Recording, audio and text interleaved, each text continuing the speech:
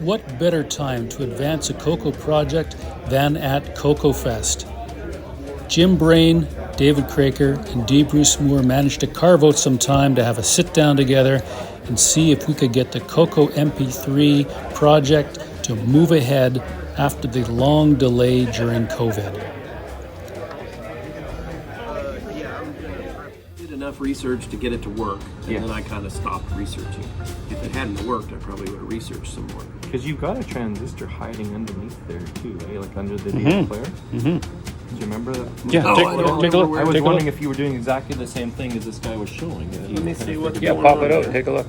Yeah, heavy and 2.2K. Yeah. So let me look at what the two resistors are, because there's two resistors here. 4.7K resistor, and then it goes to ground, and then there's a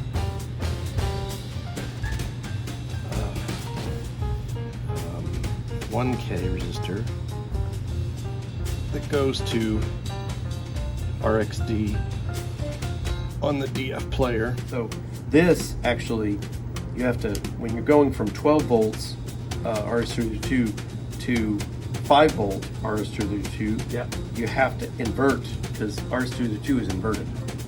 So, so yeah, that's the problem with yours. You need to do an inversion, and so you need to implement basically this. How is a CoCo 2 or 3 putting out 12 volts?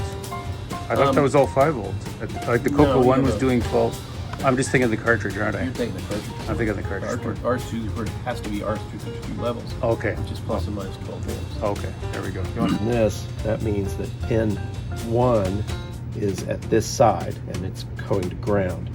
So that means that pin 1 is the emitter. Wasn't the issue about putting too much voltage back to the cassette port? Was that? It may have been. I don't know. That's a key though, right? It's very. I mean, we gotta dial it in.